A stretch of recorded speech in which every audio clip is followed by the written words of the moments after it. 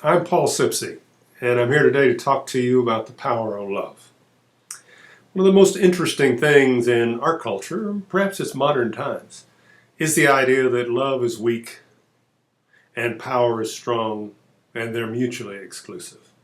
And my experience in this lifetime has taught me that the opposite is absolutely true, that there is actually nothing more powerful than love. This is one of the reasons why the great philosophers, the great saints of the centuries have told us about love. For example, Buddha had said that hatred cannot heal hatred. Only love can heal hatred. Christ told us to love one another as I have loved you, to love the world, to love all beings. The great Saint Sathya Sai Baba said, love all, serve all. It's almost a cliche in the spiritual realm because they see it as being absolutely true. But how can it be true in today's world? Most of the time we are taught that the way to be powerful in the world is to be aggressive. To be strong, we are taught, is to be assertive, to stand up for ourselves, to get the other person before they get us. And the masters, the great seers of the ages, tell us that the opposite is true. That when we find ourselves in discord and disagreement, when we find ourselves angry, irritated, feeling violated, that the most powerful thing to do is to love. Well, of course, it takes a lot of power to be able to love. It doesn't take very much power to be angry. Try it yourself. You may have found it in your own life. That when somebody, especially somebody close to you, has hurt you in some way, and you feel very strongly that that person is wrong, and you want to attack them back because you feel attacked. And you know from your own experience that what happens is you attack them, they attack you, and you're in a big mess.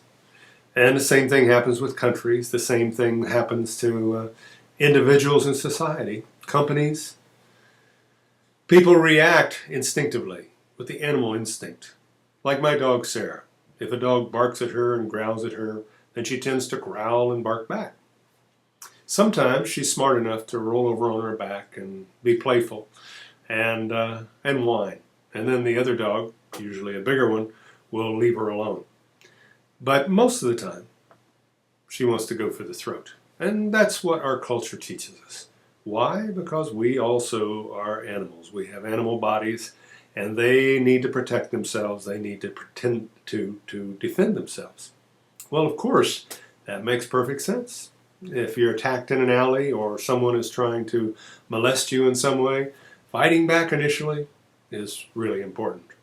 However, holding on to that in any way, especially when we don't have to, is a sort of insanity because we're acting in a very dog-eat-dog way, like my dog Sarah. And we have the power, we have the potential to rise up. I'm moving up my body from my animal area up into my heart, up into my human area, up into my spiritual area. We have the power to open our hearts, to be forgiving, and to act with love.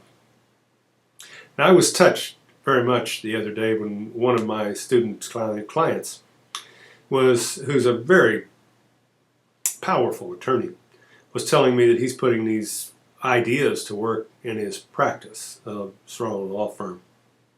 And he was telling me that whenever he gets a nasty letter from another attorney, or if he gets people in the legal field who are sort of attacking him and his case, what he will do is he'll come into his heart and he'll come back in a strong way, not a weak way.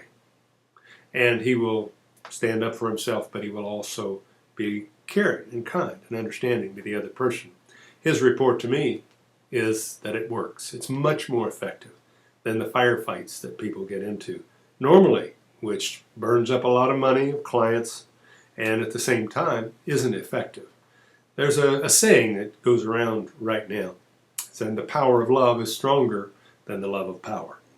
And that's exactly the kind of transformation that we're looking for, how to find The power of love. Not the weakness of love, not the whining of love, but the power of love. The power to drop into your own heart and the power to say, I am really sorry if you're feeling hurt. That wasn't my intention at all. And what can I do to help us to resolve this issue in an amiable way? Powerful, powerful stuff. Whenever I can, and being a work in progress, I can't always. I like to go to people that I'm feeling hurt by, angry towards, and come to them and apologize.